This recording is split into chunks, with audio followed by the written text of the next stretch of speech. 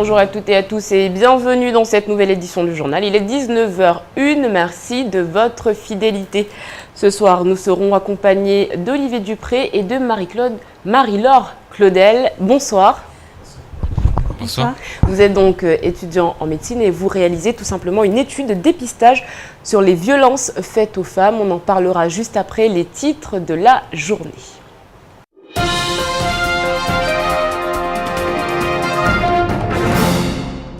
Deuxième conseil de discipline de l'année pour le conseil général, un conseil un peu particulier puisqu'il convoque les élèves transportés par les transports scolaires qui ont commis des infractions à l'égard du personnel ou du matériel mis à disposition. Parmi eux, un jeune qui avait détourné un bus scolaire il y a de cela quelques semaines. Les sanctions peuvent être lourdes, vous allez le voir.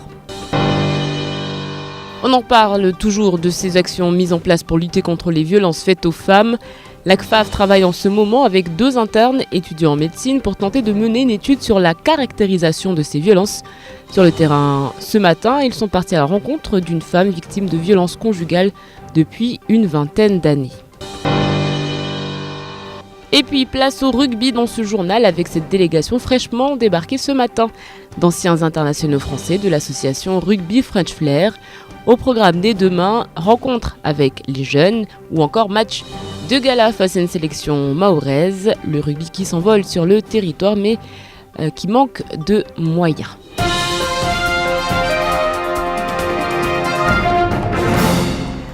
Mais avant de développer ces titres, eh bien, cela ne nous était pas arrivé depuis bien longtemps. Mais cette semaine, comme tous les mercredis, l'ARS nous livre son chiffre de la semaine. 519, il s'agit du nombre de cas de dengue recensés pour le moment avec l'arrivée de la saison des pluies, la vigilance face aux moustiques et de rigueur. Voilà donc le message lancé par l'ARS. Les cas de dengue recensés depuis le début de l'année qui persistent. Cela rappelle donc que la vigilance doit être toujours présente dans les foyers mahorais. L'ARS souhaite à nouveau sensibiliser la population sur la nécessité de mettre en œuvre des gestes connus pour lutter contre les moustiques d'une part et puis tout simplement éradiquer enfin le virus. Le conseil de discipline du conseil général, cette appellation ne vous dit probablement rien et pourtant cette instance vient de se réunir pour la 2e fois de l'année. Il s'agit tout simplement de mettre face à leurs responsabilités des jeunes qui ont commis des infractions et ce dans les bus scolaires. Les images sont signées Nourdine Abdourahim. 14h, le conseil de discipline commence. Le conseil général, mais également le vice-rectorat et la société Matisse sont représentés. Face à eux, des élèves ou leurs représentants légaux qui doivent répondre d'infractions relevées. Des infractions qui sont commises sur des personnes ou des biens, menaces, insultes, caillassage de bus. Il y a de cela un mois, un élève avait même pris le contrôle d'un bus dans le nord de l'île avant d'être intercepté par les forces de l'ordre. C'est sa famille qui le représentera aujourd'hui. Pendant ce conseil, des sanctions peuvent être prises. Cela passe du simple avertissement à l'exclusion des bus scolaires. Il faudrait avoir la conscience professionnelle dès maintenant, hein, parce que vous êtes déjà adulte. Madame tout à l'heure vous avez dit, voilà, 22 ans. C'est un adulte. D'accord. Donc il faudrait que vous puissiez prendre un petit peu le minimum de conscience de ce qu'on fait. Un dispositif mis en place pour responsabiliser les élèves, mais également protéger tous ceux qui empruntent ce transport, qui se doit d'être sécurisant et sécurisé. Comme tout ensemble des élèves, d'ailleurs, ils se présentent souvent des excuses, et puis on est là aussi pour les accompagner. C'est vrai qu'on applique des répressions, mais la plupart du temps, c'est plutôt des accompagnements. De leur expliquer un petit peu c'est quoi leurs droits, c'est quoi leurs devoirs, pourquoi nous sommes là. C'est pour leur intérêt, avant tout. Chauffeurs de bus, médiateurs, lycéens, collégiens, le conseil général en tant qu'autorité organisatrice se doit de faire respecter les règles. Des conseils de discipline qui se font discrets, le but n'est pas de vilipender ces jeunes, mais bien de leur faire comprendre l'importance de respecter les instances et les règles ainsi que le matériel mis à disposition pour leur permettre de suivre un parcours scolaire sans embûches. Les actions pour lutter contre les violences faites aux femmes se poursuivent. On en parlait hier, ça se passera toute la semaine. Et puis la CFAV qui va donc sur les terrains afin d'aller à la rencontre de ces femmes victimes de violences. Sur 15 agents, 8 professionnels sont en charge de l'accompagnement des victimes. Sur le terrain, les agents doivent faire face parfois à des histoires assez lourdes. Shakila Issouf et Leslie Vimenet. Chaque jour, des femmes poussent la porte de la CFAV pour se confier et trouver un soutien moral. Elles sont encore nombreuses à ne pas porter plainte contre leurs agresseurs. Depuis le début de l'année, plus de 220 victimes ont été recensées à l'association. En 2013, on comptait 268 femmes victimes de violences.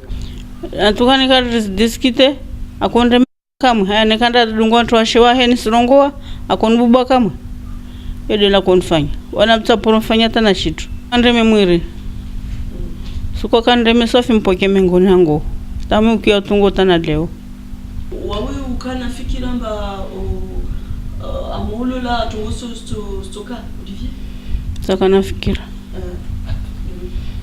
fikira mba tungo za tunfanyaza tungo sofi eogoza hana maisha pia wavitana na in sofi anhoza livon precise kadi jitamna fanya bombo muno katsina muno tsina mundu pakane nvinge beki nende nesikana nguvu zangu havana kwenda hauzuri kiwangu vana sinenge tumtuda nisaidia noza nipishia mwana chitwandiza kama sibaki kiwangu vana.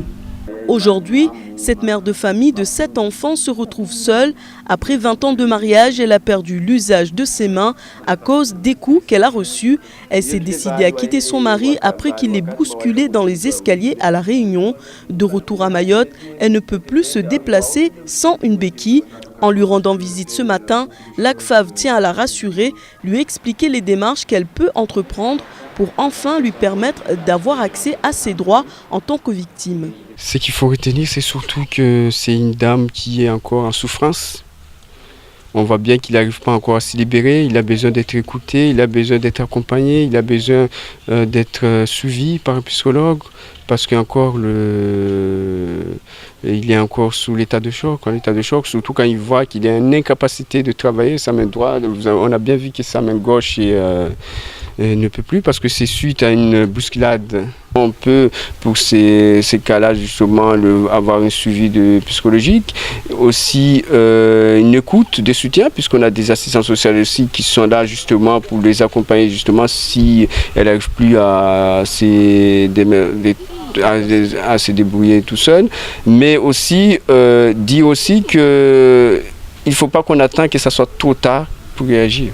Soumise par une charte de confidentialité, l'accompagnement reste anonyme et personnalisé.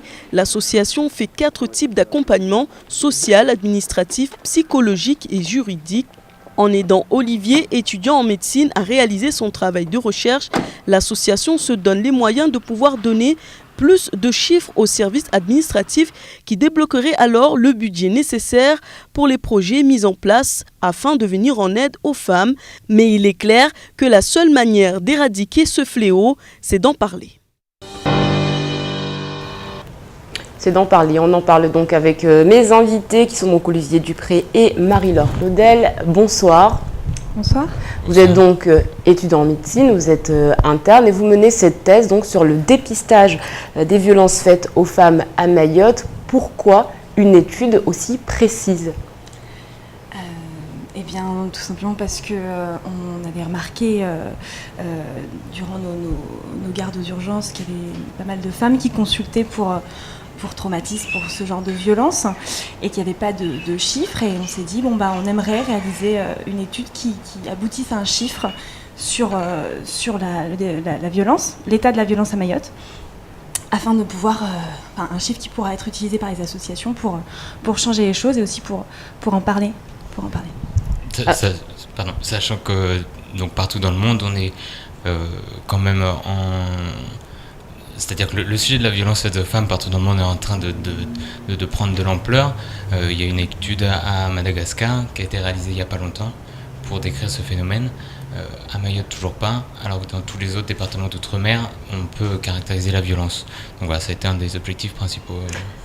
Ça fait combien de temps que vous menez cette étude et puis j'ai envie de demander quelles sont les premières difficultés que vous rencontrez? On a commencé à peu près au cours de mai, vraiment le début de nos recherches, mais depuis un an, on remarque ces violences à l'hôpital, on est témoin de ces violences, mais concrètement, on y travaille depuis. Les principales difficultés, ça a été d'arriver à faire accepter ce questionnaire, de parler de la violence au sein des consultations dans toutes les structures de soins de l'île. Donc que ce soit au CHM, mais aussi dans tous les dispensaires et dans toutes les PMI de l'île.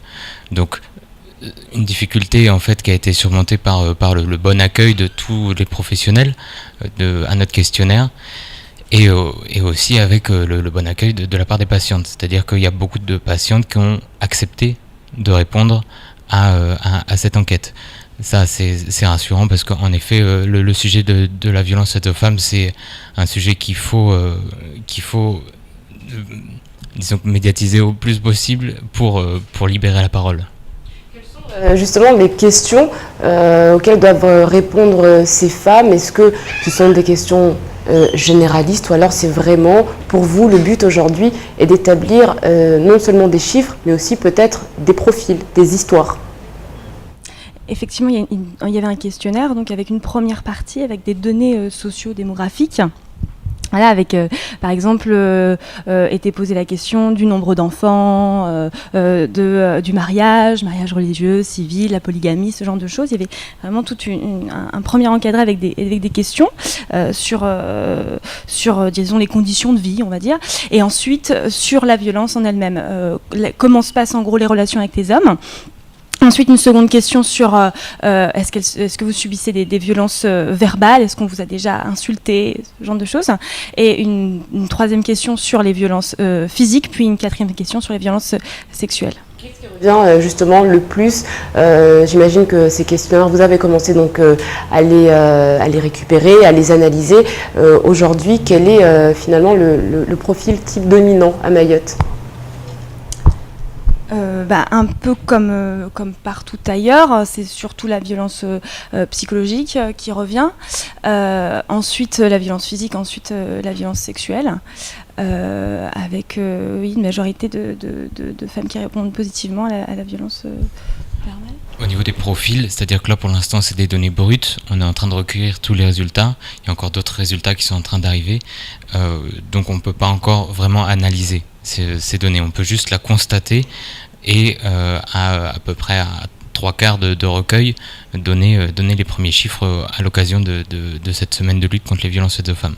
Alors justement, vous menez donc une enquête, mais vous êtes beaucoup sur le terrain. On vous a vu donc ce matin en compagnie de l'ACFAV. Qu'est-ce qui vous marque le plus? C'est une chose de voir peut-être ces femmes au CHM, c'en est une autre de savoir qu'elles ont subi ça, qu'elles le reconnaissent et qu'elles acceptent d'en parler.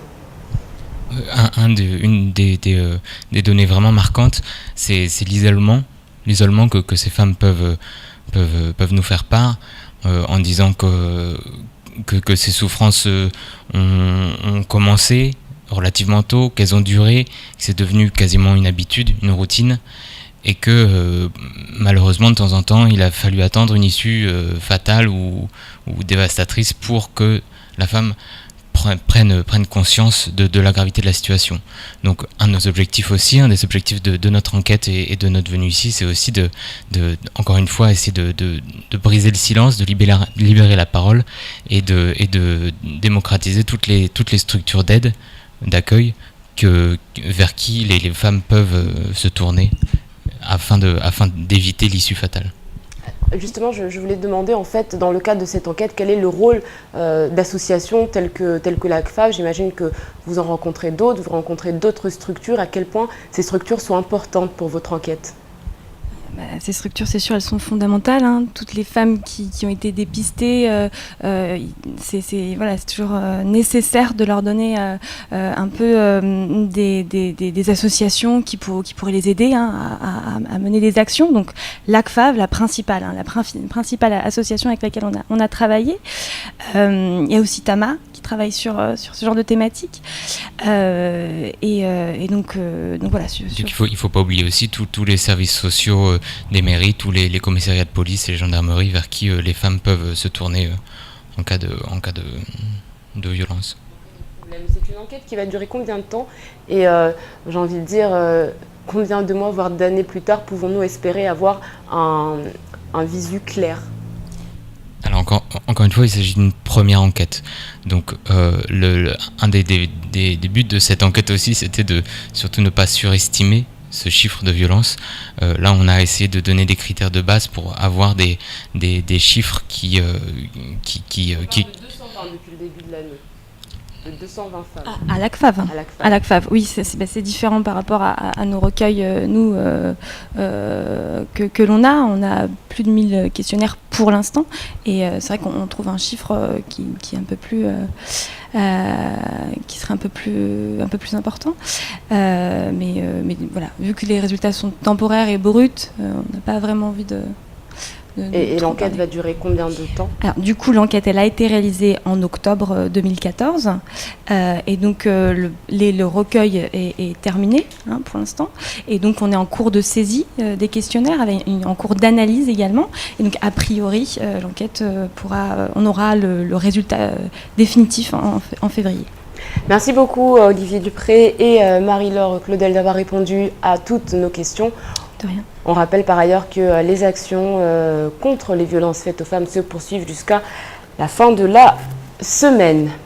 Mayotte a connu 3 délégués chargés des droits des femmes. En 1989, les associations se sont réunies et ont réclamé que cette délégation soit créée. C'est ce qui a été fait 20 ans plus tard. C'est une femme, Noira Mohamed, qui est donc en charge de cette délégation. Elle s'occupe de nombreux dossiers, écoute de nombreuses femmes, car oui, c'est la femme qui est au cœur de cette délégation. Sur place, Shakila Issouf nous explique le principe de cette cellule. Comment répondre aux attentes d'une génération de femmes plus informées et éduquées qui souhaitent allier tradition, culture et modernité? La tâche est d'autant plus dure pour la déléguée chargée des droits de la femme qu'elle doit communiquer avec les différentes générations. Les dossiers de demande de subvention débordent des bureaux de la préfecture, mais il faut choisir des projets qui tiennent en compte des acteurs qui œuvrent en faveur des femmes mahoraises. Alors donc en fait on est donc un service qui est placé donc auprès des préfectures. On a donc en fait la mission d'appliquer dans nos régions en fonction des spécificités, parce que Paris, c'est pas comme Mayotte, qui n'est pas comme la Guyane. Donc toutes les actions qui sont définies au niveau national. Donc dans 4 domaines d'intervention. On est sur la lutte contre les violences faites aux femmes. On l'a vu hier avec la journée de lutte contre les violences. On est sur l'égalité en droit et en dignité. On est sur l'égalité professionnelle, notamment l'accès à la formation, l'accès à l'emploi des femmes. C'est dans ce cadre-là que nous avons fait Marraine en Action. On est sur l'accès des femmes aux postes à responsabilité. On a des élections qui arrivent l'année prochaine où on aura une parité parfaite entre les femmes. Donc là, dans ce cadre-là, la délégation droits des femmes a organisé une formation sur le leadership au féminin. La dernière session a eu lieu il y a 2 semaines. Et on est aussi sur... la conciliation des temps de vie, comment aider les femmes à concilier à la fois leur vie professionnelle et leur vie familiale. Depuis 5 ans maintenant, Noira Mohamed est en charge de la délégation des droits de la femme. Le rôle de cette délégation reste de coordonner les projets des associations des femmes en veillant à impliquer tous les acteurs de la lutte contre les violences et l'injustice faite à l'encontre des femmes. Souvent on se demande est-ce que je suis associatif aux préfectures, c'est pour ça qu'à chaque fois on essaye de bien recadrer et bien préciser que c'est bien un agent de la préfecture. C'est pour ça que aussi régulièrement que possible, je suis toujours à côté donc du sous-préfet ou du préfet pour bien dire voilà, c'est un agent de l'État placé sous l'autorité d'un préfet et d'un sous-préfet. Voilà. Donc après, tout un travail de coordination et d'animation. C'est ça aussi ce qu'on nous demande, c'est piloter des projets, animer un réseau, coordonner les partenariats par rapport à des actions. Donc on nous demande effectivement d'avoir un peu toutes ces casquettes. La délégation est à la disposition du public exclusivement féminin. Elle tend à se dynamiser grâce à la collaboration d'associations comme l'ACFAV, Entreprendre au féminin et tant d'autres associations qui sont dans le projet de valoriser et faire de la femme mahoraise un porte-drapeau pour l'ensemble de la région et du reste du monde. La sécurité des patients, c'est donc la thématique qui est en ce moment abordée au CHM. La semaine se poursuit en faveur donc de cette sécurité. Cet après-midi, à l'IFSI était tenue une conférence de presse, l'occasion d'échanges, de débats entre professions libérales et la direction du CHM. Reportage de Camille Leca. Se faire opérer dans la journée et rentrer chez soi le soir, ou encore suivre une chimiothérapie à domicile avec une prise de médicaments. Voilà 2 pratiques de soins en pleine expansion dans le monde médical. Des pratiques que le CHM a choisi de valoriser pour cette semaine de la sécurité des patients. Pour la chimiothérapie orale, c'est un sujet extrêmement important parce que cette thématique permet d'ouvrir le débat et les échanges avec les réseaux. Et pour la chirurgie ambulatoire, donc d'une part parce que l'échange est beaucoup plus facile avec les patients, puisque c'est un traitement de jour, c'est une chirurgie de jour, et d'autre part parce que la chirurgie ambulatoire est en train de monter en charge au niveau national. Et ces 2 thématiques sont au cœur des questions de sécurité des patients. Selon la présentation réalisée par une cadre de santé du CHM, la chirurgie ambulatoire a notamment pour but de réduire les risques d'infection nosocomiale. Elle serait aussi mieux adaptée pour des publics enfants ou des personnes âgées pour lesquelles l'hospitalisation peut être traumatisante. Pour les professionnels libéraux présents, ces débats sont indispensables pour la continuité des soins. L'hôpital va travailler sur un plan, nous on va être à côté des patients sur l'autre plan et c'est indispensable de faire des liens de façon à ce qu'on travaille tous dans la même mouvance et de pouvoir avoir un petit peu les mêmes projets thérapeutiques par rapport aux patients. À noter que ces débats sont essentiels pour la diminution des risques liés aux soins. Chaque année en France, on recense 300 000 cas d'incidents selon le ministère de la Santé. Et puis il y avait foule ce matin du côté de l'aéroport de Pamandzi. Regardez plutôt ces images tournées ce matin à Mamoudzou. C'est le comité territorial de rugby de Mayotte qui a accueilli la délégation du rugby French Flair. Eh bien, c'est un comité d'anciens internationaux de rugbymen. Ils sillonnent l'océan Indien en ce moment. Ils sont arrivés donc à Mayotte pour des actions humanitaires. Un lourd programme en perspective. 3 sportifs qui sont donc sur le territoire. Ils seront logés dans le sud de l'île. Un gala sera organisé, un match de gala qui aura lieu samedi. Les caméras de KTV seront sur place. Et puis le soir, il y aura donc ce fameux gala et tous les profits iront donc en faveur des personnes les plus défavorisées. Écoutez plutôt ces quelques réactions recueillies dans l'après-midi par Nourdine Abdourahim. On a décidé de venir ici pour, avec le comité territorial, aller dans les écoles pour voir comment le rugby évolue et essayer d'amener notre petite pierre à l'édifice. Mais le rugby mahorais se produire devant nous. J'avais vu la finale du championnat mahorais il y a 6 mois de ça. Et j'avais trouvé beaucoup de bonnes choses, notamment dans l'engagement, dans tout ce qui était défense, une capacité aux joueurs à pas beaucoup se déplacer, un jeu avec beaucoup de vitesse. Donc peut-être au niveau après des gabarits physiques, peut-être un travail de musculation ou autre pour leur permettre de prendre une autre dimension. Mais c'est un rugby qui est assez complet, le rugby mahorais. Les rugbymen qui seront donc demain à 8h30 dans la matinale de Cosy FM sur le 106.9. Et puis dans la foulée, une animation est prévue au stade de Kaweni avec les plus jeunes. En attendant, il est 19h25. Il est l'heure pour nous de faire le point sur l'actualité en bref dans votre journal.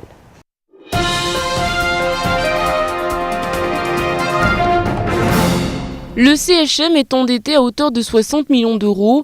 et souffre d'un emprunt toxique qui représente un tiers de sa dette globale. Il a en effet contracté auprès de Dexia un emprunt de 20 millions d'euros sur 29 ans et pendant 21 ans, le taux est variable.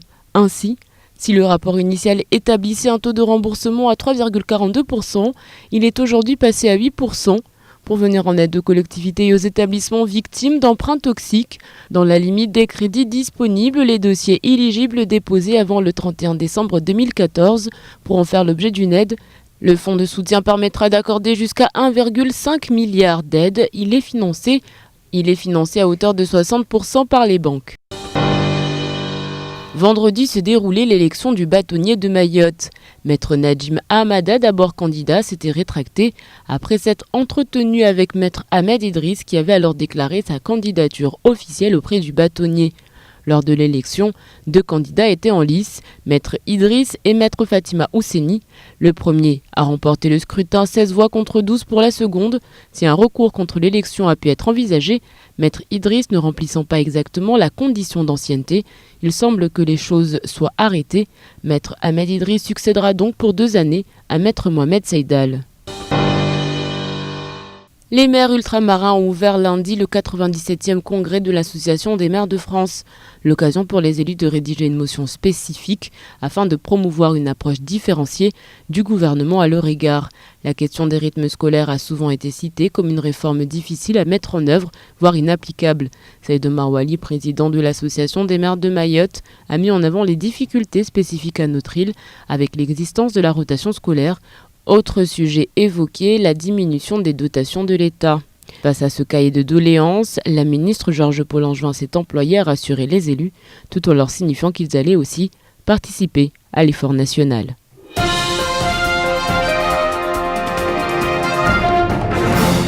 On en vient à cette excellente nouvelle pour la préservation de l'île et de son lagon. Le Conseil général, en partenariat avec l'association territoriale pour l'observation du littoral et du lagon, plus connu sous le nom d'Atoll, vient d'être récompensé par la Palme IFRECOR 2014, une récompense attribuée pour un projet visant à mettre en place une cellule de veille sur l'étoile de mer Acantaster.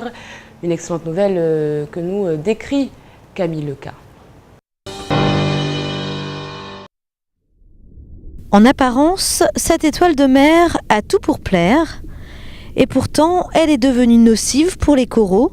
Alors pour préserver les récifs du lagon, l'association Atoll, soutenue par le président du Conseil général, Daniel Zaidani, a décidé de s'attaquer à cette étoile, dénommée l'Acantaster. Et voilà pourquoi. Le problème de cette étoile de mer, c'est qu'elle a connu des dérèglements ces dernières années qui sont la faute de l'homme, comme souvent c'est le cas. Tout d'abord, l'homme a exterminé et mangé, parce qu'ils étaient comestibles, tous les prédateurs de l'étoile. Donc la population se retrouve sans prédateurs. Deuxièmement, au niveau larvaire, par les défrichements, par les eaux boueuses qui sont rejetées dans le lagon régulièrement, par l'urbanisme, on crée un apport en nourriture qui favorise le développement d'algues et de phytoplancton dont se nourrissent les larves d'Acantaster. Donc encore, on agrandit, on augmente la croissance et les populations d'Acantaster. Le projet, initié en 2012, a mobilisé des biologistes, des professionnels de la mer, comme des clubs de plongée, des scientifiques, mais aussi des bénévoles de l'association. C'est donc un travail de longue haleine qui est aujourd'hui récompensé par l'initiative française pour les récifs coralliens, l'IFRECOR. Un travail qui porte déjà ses fruits. Il faut savoir qu'une mise en place de cellule de veille, ça a consisté à mettre en place un numéro de téléphone pour les signalements d'Acantaster, à réaliser des suivis réguliers, à faire toute une partie d'études encadrées par beaucoup de chercheurs qui nous ont aidés, beaucoup de scientifiques qui nous ont aidés, aller sur le terrain, procéder à des comptages, à des mesures, éventuellement procéder à des éradications d'étoiles, ce qui n'est pas toujours agréable à faire, mais bon, quand il le faut, on le fait, et puis avoir surtout des résultats très positifs. Aujourd'hui, plus de 1500 étoiles ont été éradiquées du lagon et 15 sites de présence répertoriés font l'objet d'un suivi régulier.